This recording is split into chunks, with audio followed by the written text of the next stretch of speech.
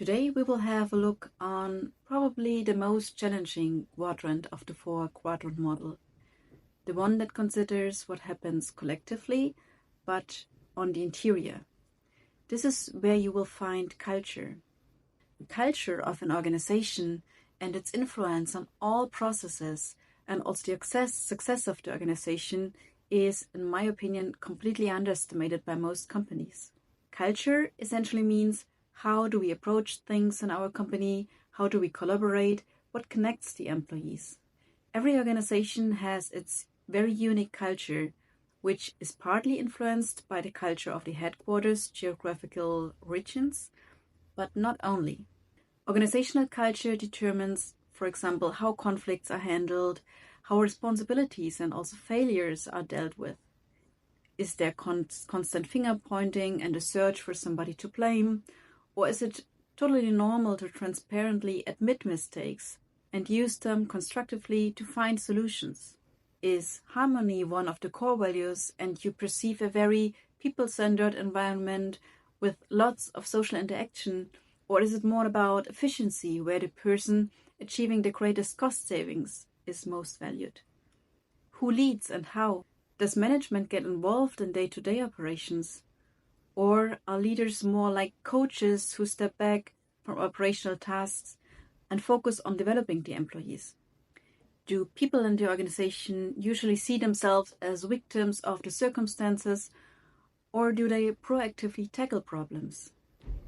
I think you may have got it. Culture is very important for our transformation. So how do we change it? How can you change a culture? What truly matters definitely is not what is written down, but what's actually lived. And this is where the biggest mistake in transformations occurs. Companies try to change the culture with posters or presentations. However, culture is by far the hardest thing to change. You cannot establish a good failure culture or a high performance culture, but high performance and also how you deal with failures are results of the culture. The culture prepares the ground for it. So what to do instead? It all starts at the top. The desired culture must be demonstrated consistently by the leadership. Leaders must act as role models. This requires reflection workshops with leadership teams and a diverse mix of employees to assess the current culture, define the desired culture, understand why it's important and attractive, and also figure out concrete steps to get there.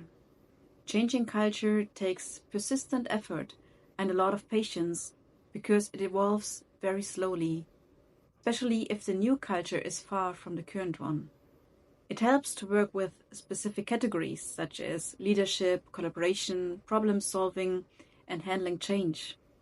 I also recommend exploring spiral dynamics and reinventing organizations. Both are frameworks for understanding the evolution of organizations. Some practical tools include the New Work Explorer, which provides a structured approach to analyzing organizations through categories and forms, and also Profile Dynamics, a personality test that is focused on cultural aspects. You will find some further links in the comments. All the best for a cultural transformation.